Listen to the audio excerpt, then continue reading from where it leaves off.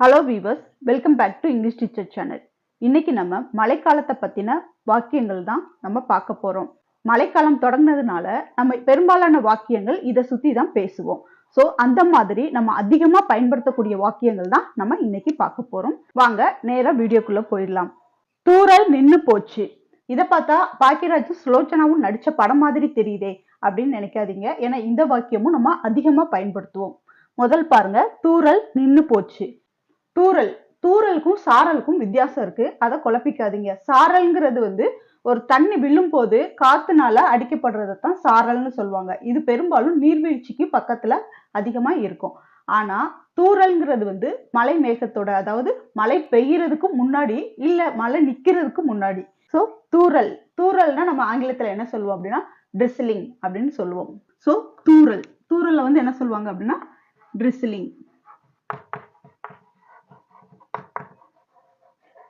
நின்னு போச்சு. இது பேச்சு வழக்குல நம்ம சொல்லக்கூடிய வாக்கியம். கரெக்டா நம்ம சொல்லணும் அப்படின்னா தூறல் நின்று விட்டது. இதுதான் நம்ம எழுத்து வழக்குல சொல்றது. பட் பேச்சு வழக்குல நம்ம சொல்றது தூறல் நின்னு போச்சு. அப்போ இங்க நின்னு போச்சு அப்படிங்கிறது நின்று விட்டது அப்படிங்கிறத குறிக்குது. அப்போ இந்த செயல் என்ன ஆயிடுச்சு அப்படின்னா முடிஞ்சிருச்சு. நின்று விட்டது. முடிஞ்ச செயலை நம்ம சொல்லும் போது பாஸ்ட் டென்ஸ்ல தான் எழுதணும். அப்போ நின்று அப்படிங்கிறத ஸ்டாப்.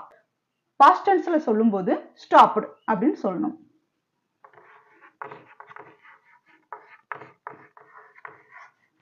ஸ்டாப்டு ட்ரிஸ்லிங் அப்படி நம்ம சொல்லலாமா?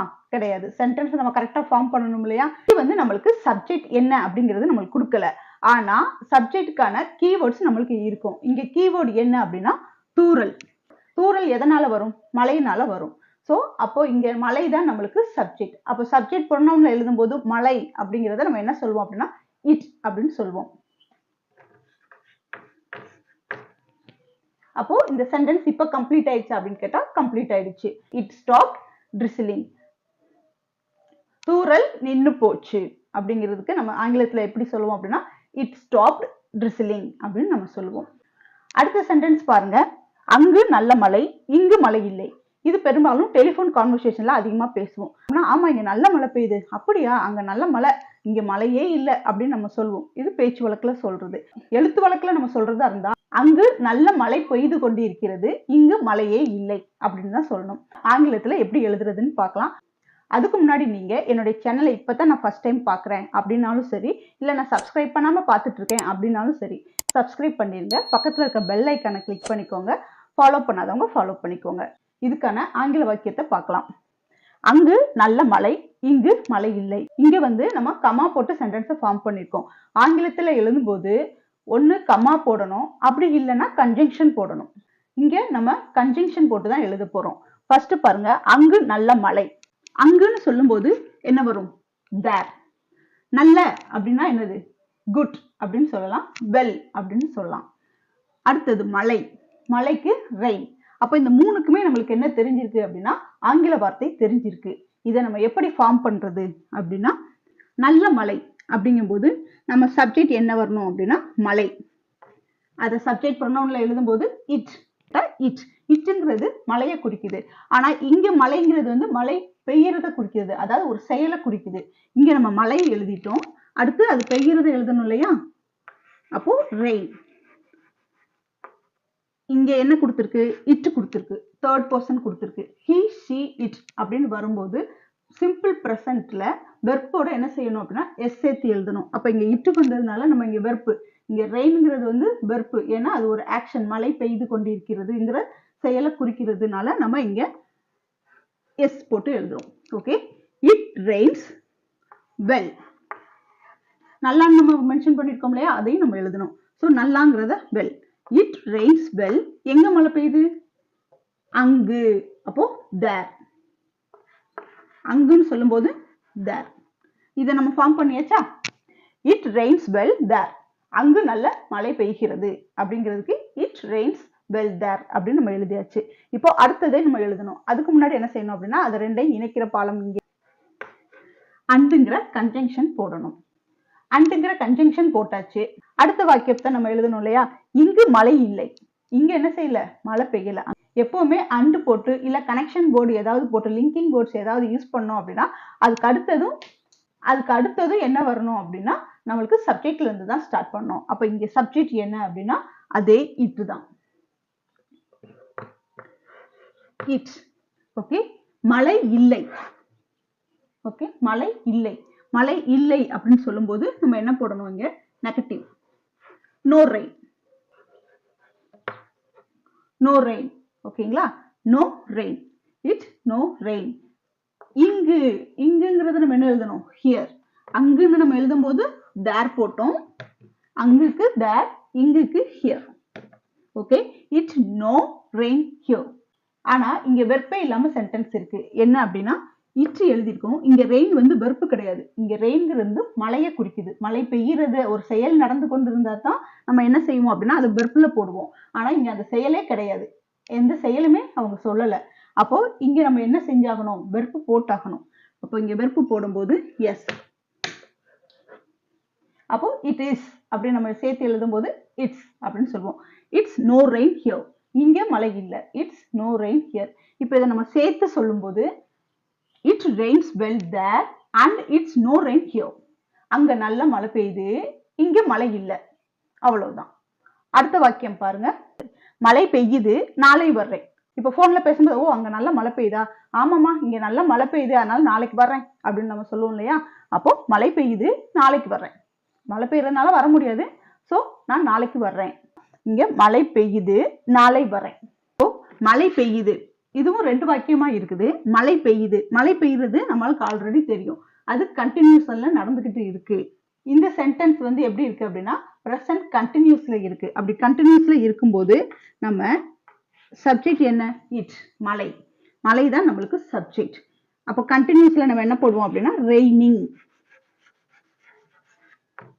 வெர்போட ஐஎன்ஜி போட்டு எழுதுவோம், இது கண்டினியூஸ். ஓகே, ஆனா நம்ம எப்பவுமே வெர்போட ஐஎன்ஜி போட்டு எழுதும் போது பக்கத்துல நம்மளுக்கு என்ன வரணும் அப்படின்னா ஹெல்பிங் வேர்ட்ஸ் வரணும். அப்போ இங்க என்ன வரணும் அப்படின்னா இஸ்.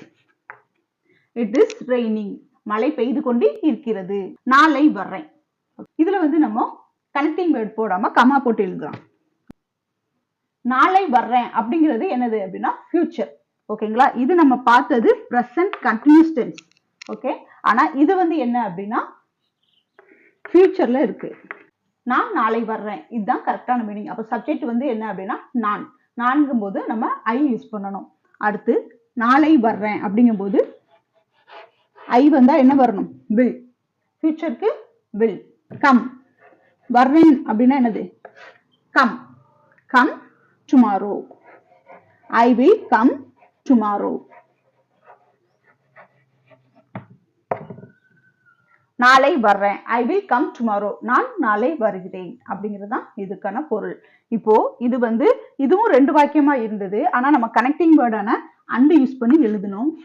ஆனா இதுவும் ரெண்டு வாக்கியமா தான் இருக்கு. இது வந்து நம்ம என்ன போட்டு எழுதியிருக்கோம், கம்மா போட்டு எழுதியிருக்கோம். இந்த வாக்கியத்துல ரெண்டுமே ஒரே டென்ஸ்ல தான் இருக்கு, பிரசன்ட் டென்ஸ்ல இருக்கு. ஆனா இங்க ரெண்டு வாக்கியமும் எப்படி இருக்கு அப்படின்னு கேட்டா ஒன்னு பிரசன்ட் கண்டினியூஸ்ல இருக்கு, இன்னொன்னு என்ன அப்படின்னா ஃபியூச்சர்ல இருக்கு. ஓகே, பிரசன்ட் கண்டினியூஸும் ஃபியூச்சரும் ஒரே சென்டென்ஸ்ல இருக்குது. இப்போ நம்ம அடுத்த வாக்கியம் பார்க்கலாம். இப்போ நம்ம எங்கேயாவது வெளியே ஷாப்பிங் போயிருக்கோம் அப்படின்னா ஷாப்பிங் போயிட்டு வெளியே வந்து பார்த்தா மழை பெஞ்சிட்டு இருக்கும். ஐயோ மழை பெய்யுது, மழை விட்டதும் போலாம் அப்படின்னு நம்ம சொல்லுவோம் இல்லையா. மழை விட்டதும் போலாம், மழை விட்டதும் போலாம். இதை நம்ம இப்போ மாத்த போறோம். போலாம் அப்படிங்கிறது வந்து போலாம் அப்படிங்கிறதுக்கு நம்ம என்ன யூஸ் பண்ணணும் அப்படின்னா ஆக்சிலரி வெர்ப் தான் யூஸ் பண்ணணும். அப்போ மே. கோ. மே கோ. போலாம், வரலாம், பார்க்கலாம், இந்த லாம் அந்த மாதிரி எல்லாம் வேர்டு வந்தது அப்படின்னா நம்ம மே யூஸ் பண்ணலாம். இப்போ போலாம் அப்படிங்கும் போது இங்க போங்கிற கோ.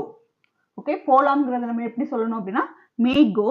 மழை விட்டதும் அப்படிங்கிறதுக்கு விட்டதும் ஆஃப்டர். After the rain.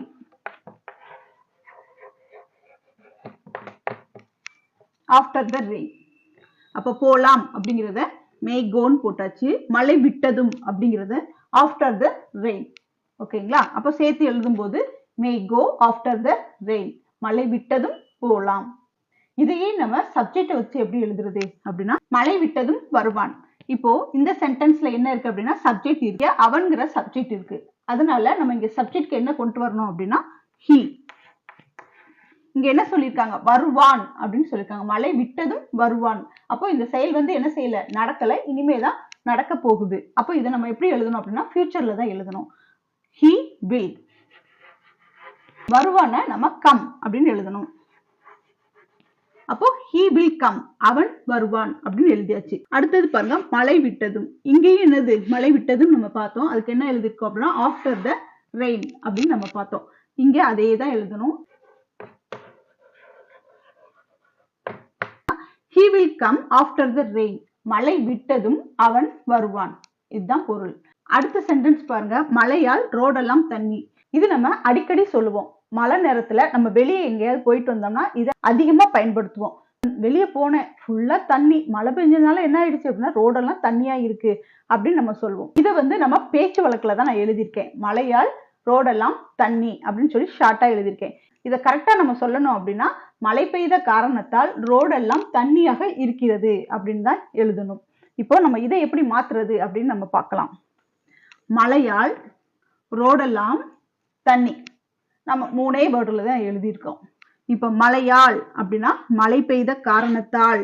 காரணத்தால் அப்படின்னு எழுதுனா ஃபர்ஸ்ட் நம்ம என்ன போடணும் அப்படின்னா டியூ. காரணத்தால் ஏதாவது ஒரு காரணம் சொல்றதா இருந்தா ஃபர்ஸ்ட் என்ன போடணும் அப்படின்னா டியூ. டியூ டு ரெயின், மழை பெய்த காரணத்தால் அப்படிங்கிறத டியூ டு ரெயின் அப்படின்னு எழுதியாச்சு. அடுத்து கமா. ஏன் கமா போட்டிருக்கோம் அப்படின்னா இங்க ரோடு வந்து நம்மளுக்கு சப்ஜெக்ட். அப்ப ரோட்ல ஃபுல்லா என்ன இருக்கு, தண்ணி இருக்கு. இங்க ரோடுங்கிறது வந்து நம்மளுக்கு ஆப்ஜெக்டா வரல, அது ஒரு சப்ஜெக்டா வந்திருக்கு. த ரோட் தண்ணியா இருக்கு. ஓகே, தண்ணிக்கு நம்ம என்ன எழுதுவோம், வெட். தண்ணி வந்து வெட், ஈரமா இருக்குது இல்ல தண்ணியா இருக்குது. இதுக்கு நம்ம வெர்ப் எழுதணும். இங்க வந்து நம்மளுக்கு வந்து என்ன வெர்ப் வரும்னா ஹெல்பிங் வெர்ப்ஸ் தான் வரும். இந்த ரோட வந்து நம்ம சப்ஜெக்ட் ப்ரொனவுனா எழுதும் போது இட் யூஸ் பண்ணுவோம். So it is wet. Road வந்து எப்படி இருக்கு, ஈரமா இருக்கு. ஓகேங்களா? இப்போ இந்த சென்டென்ஸ் பாருங்க, மழையால் ரோடெல்லாம் தண்ணி, அதாவது மழை பெய்த காரணத்தால் ரோடெல்லாம் தண்ணீராக இருக்கிறது அப்படின்னு சொல்றதுக்கு due to rain the road is wet. இப்போ இந்த வாக்கியத்தை பாருங்க, மழை நீர் வீட்டுக்குள் வந்து விட்டது. சென்னையில சின்ன மழை பெய்ஞ்சாலே என்ன செஞ்சது அப்படின்னா வீட்டுக்குள்ள வரைக்கும் தண்ணி வந்துருது. இப்போ மழை நீர் வீட்டுக்குள் வந்து விட்டது. இங்க நம்மளுக்கு சப்ஜெக்ட் என்ன அப்படின்னு கேட்டா மழை நீர். மழை நீர் தான் நம்மளுக்கு என்ன அப்படின்னா சப்ஜெக்ட். அப்ப இந்த மழை நீரை நம்ம சப்ஜெக்டா எழுதும் போது the rain water. The rain water. Rain வாட்டர்ங்கிற சப்ஜெக்டை நம்ம எழுதிட்டோம். அடுத்து நம்ம வெர்ப் யூஸ் பண்ணணும். வெர்ப் யூஸ் பண்ணும்போது அந்த டென்ஸ் எதுல இருக்கு, அந்த வாக்கியம் எதை குறிக்குது அப்படிங்கறத நம்ம பார்த்து தான் நம்ம வெர்ப்பை யூஸ் பண்ணணும். இங்க நம்ம வெர்ப் என்ன வந்திருக்கு அப்படின்னா வந்து விட்டது. சோ இந்த சென்டென்ஸ் வந்து எப்படி இருக்கு அப்படின்னா ஒரு பெர்ஃபெக்ட்டா இருக்குது. அப்போ இது பிரசன்ட் பெர்ஃபெக்ட் டென்ஸ். நம்ம என்ன யூஸ் பண்ணணும் அப்படின்னா ஹேஸ் அல்லது ஹேவ். த ரெயின் வாட்டர் அப்படிங்கிறத நம்ம சப்ஜெக்ட் ப்ரொனவுன்ல எப்படி எழுதுவோம் அப்படின்னா இட் அப்படின்னு எழுதுவோம். அதனால நம்ம இங்க என்ன போட முடியாது, ஹேவ் போட முடியாது. அதுக்கு பதிலா ஹேஸ் தான் போடணும். இங்க தேர்ட் பர்சன் இருக்கிறதுனால ஹேஸ், ஏன்னா இது இட்ட மென்ஷன் பண்ணுது. த ரெயின் வாட்டர் ஹேஸ். ஹேஸ் போட்டாச்சு. அப்ப ஹேஸ்க்கு அடுத்து என்ன வரணும், வந்து விட்டது. வந்து விட்டது அப்படிங்கிறத கம் அப்படின்னு எழுதுவோம். அப்ப ஹேஸ் கம். சப்ஜெக்டும் வெர்பும் எழுதியாச்சு.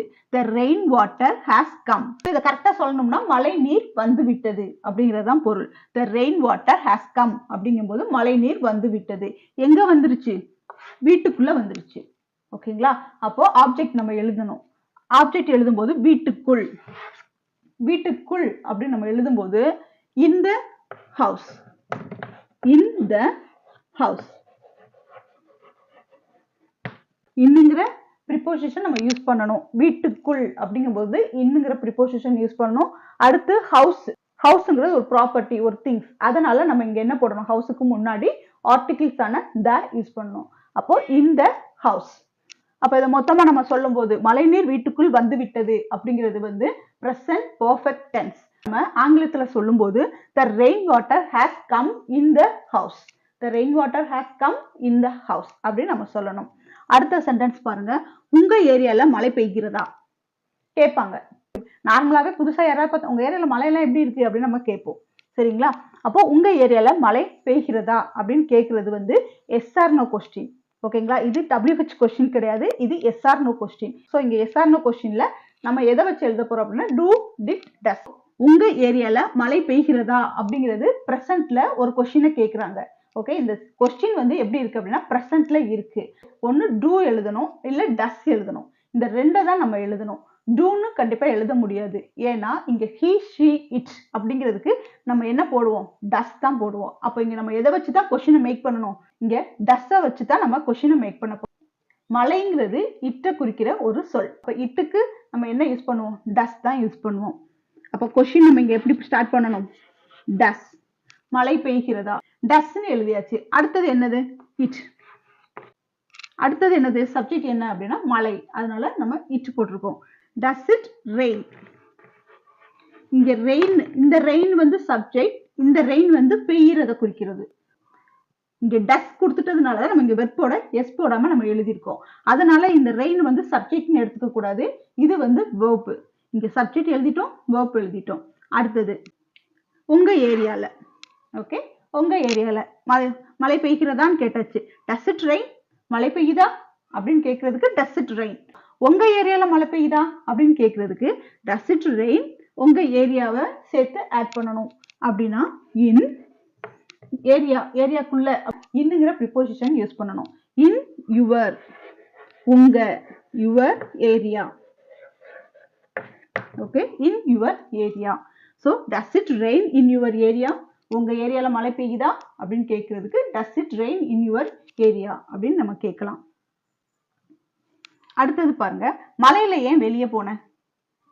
ஓகே, மலையில ஏன் வெளியே போன, இங்க வந்து எஸ்ஆர்னோ கொஸ்டின்ல இருந்துச்சு. ஆனா இங்க உள்ள கொஸ்டின் வந்து எப்படி இருக்கு அப்படின்னா ஏன் அப்படிங்கிற WH கொஸ்டின்ல இருக்கு. WH கொஸ்டின் நம்ம யூஸ் பண்ணும்போது இந்த சென்டென்ஸ் முதல்ல எப்படி இருக்குன்னு நம்ம பார்க்கணும். மலையில ஏன் வெளியே போன, அவங்க ஆல்ரெடி என்ன செஞ்சுட்டாங்க, மலையில வெளியே போயிட்டாங்க. முடிஞ்ச விஷயத்தை தான் அவங்க சொல்லியிருக்காங்க. அப்ப முடிஞ்ச விஷயத்துக்கு நம்ம என்ன யூஸ் பண்ணணும் அப்படின்னா பாஸ்ட் டென்ஸ் நம்ம எடுத்துக்கணும். இங்க ஏன், ஏனுங்கும் போது ஒய், ஏனுங்கிறதுக்கு நம்ம என்ன சொல்லுவோம், ஒய். முடிஞ்ச ஒரு செயலுக்கு நம்ம பாஸ்ட் டென்ஸ்ல எப்படி போடுவோம் அப்படின்னா டிட். ஒய் டிட், சப்ஜெக்ட் என்ன, வெளியே போன அப்படிங்கிறது. அப்ப செகண்ட் பர்சன் முன்னாடி இருக்க ஒரு ஆளை பார்த்து தான் கேட்பாங்க. Why did you, why did you, வெளியே போன அப்படிங்கிறத go out. Okay, go out. Why did you go out, ஏன் வெளியே போன அப்படின்னு கேட்கறதுக்கு why did you go out அப்படின்னு நம்ம கேட்கலாம். இங்க மலையில, ஓகே, மலையில அப்படிங்கிறதையும் ஆட் பண்ணியிருக்கோம். So why did you go out அப்படின்னு போட்டு மலையிலையும் நம்ம ஆட் பண்ணணும். இந்த மலையிலங்கிறத வந்து நான் ஆட் பண்ண போறதில்ல, நீங்க தான் ஆட் பண்ண போறீங்க. நீங்க இந்த கிளாஸை கரெக்டாக கவனிச்சிருந்தீங்கன்னா இந்த ஆன்சர் எழுதுறது உங்களுக்கு ரொம்ப ஈஸியானதா இருந்திருக்கும். Did you like this video? Please subscribe to my channel and share it with your friends and family. Thank you for watching and thank you for your supporting. Thank you.